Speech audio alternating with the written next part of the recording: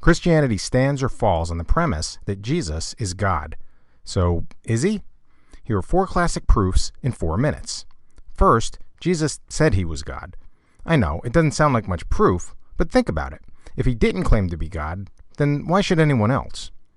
When Israel's high priest asked Jesus whether he was the Messiah, Jesus responded, "I am."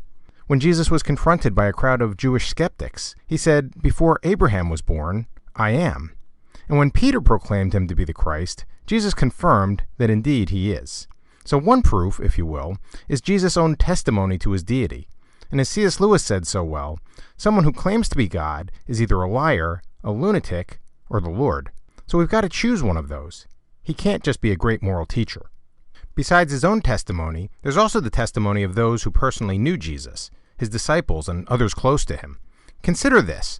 Jesus' disciples abandoned their occupations and their families to spread the news that Jesus Christ, the Son of God, rose from the dead. And they were willing to be beaten and tortured, starved, jailed, and ultimately killed for sharing that message. And that kind of martyrdom has happened in other religious traditions too. But the difference is this. These guys were actual eyewitnesses to what they were claiming. So how likely is it that all of them would sacrifice so much for something that they knew to be untrue? We also have the contemporary eyewitness testimony about Jesus being God. There's a plethora of closely documented evidence on what are called near-death experiences. Thousands of adults and children on the brink of death who later report remarkable out-of-body journeys. Some of them say that they traveled to heaven and some to hell, but a sizable proportion vividly describe meeting Jesus in the afterlife.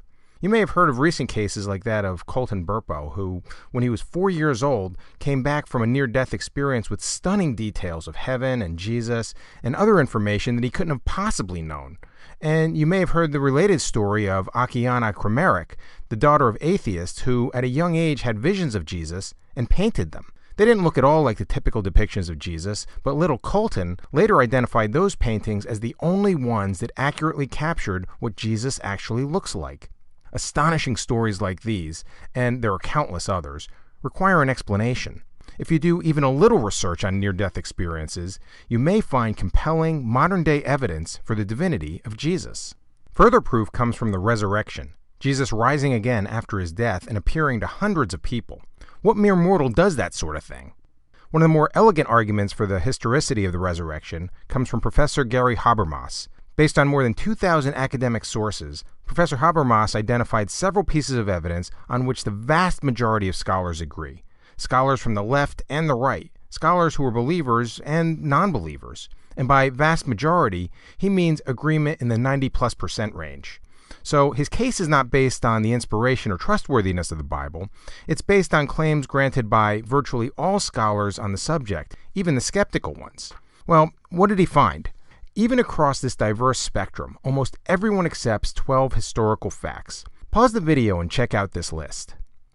Notice that this list includes all the most important elements of the biblical storyline. Jesus was crucified and buried, his tomb was later found empty, and people, including hardened skeptics, changed radically after claiming to see Jesus alive again.